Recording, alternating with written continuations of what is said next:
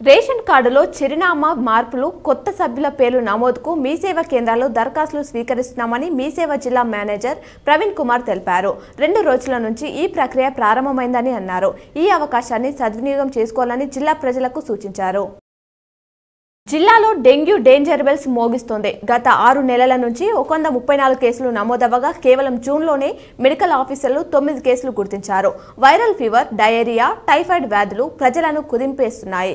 సర్కార్ ఆసుపత్రిలో జూన్ నుంచి డయేరియా 263, 37 టైఫాయిడ్, 467 వైరల్ ఫీవర్ కేసులను గుర్తించి ట్రీట్మెంట్ ఇచ్చారు. నిన్న వెలువడిన గ్రూప్ 1 ప్రిలిమ్స్ పరీక్షలో తండ్రి కొడుకు అర్హత సాధించారు. ఖమ్మం జిల్లాకు చెందిన రవికిరణ్ జాస్తిపల్లి హైస్కూళ్లలో ఆంగ్ల ఉపాధ్యాయునిగా పనిచేస్తున్నారు. ఆయన కుమారుడు మైకేల్ దూర విద్యలో డిగ్రీ పూర్తి చేశారు. రిజర్వేషన్ ఇన్ సర్వీస్ కోటాలో వయో పరిమితి ఎక్కువగా ఉండడంతో తండ్రి అతని సూచనలతో తనయుడు పరీక్ష రాశారు. ఇద్దరు మెయిన్స్ కు అర్హత సాధించారు. ఈ ఏడాది టీ20లో అత్యధికంగా 6లు కొట్టిన ఇండియన్ బ్యాటర్గా అభిషేక్ శర్మ నిలిచారు. రోహిత్ శర్మ పేట ఉన్న రికార్డును బ్రేక్ చేశారు. ఇవాళ జింబాబ్వేతో రెండో టీ20లో అభిషేక్ 8 6లు బాదారు. ఈ ఏడాది ఐపీఎల్లో అతను 42 6లు నమోదు చేసి టోర్నీలో అత్యధిక 6లు కొట్టిన బ్యాటర్గా రికార్డు సృష్టించిన సంగతి తెలిసిందే.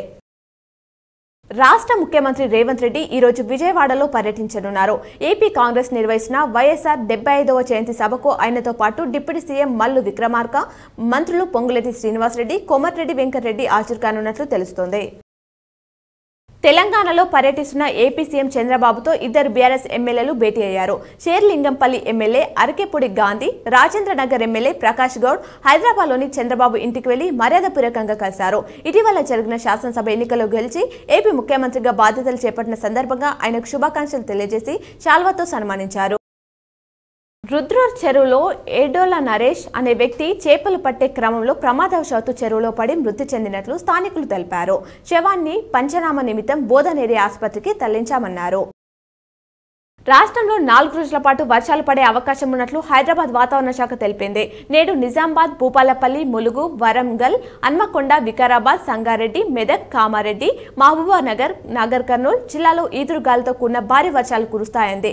రేపటి నుంచి 3 రోజులు పలు జిల్లాల్లో మోస్తారు వర్షాలు కురుస్తాయని అంచనా వేసింది.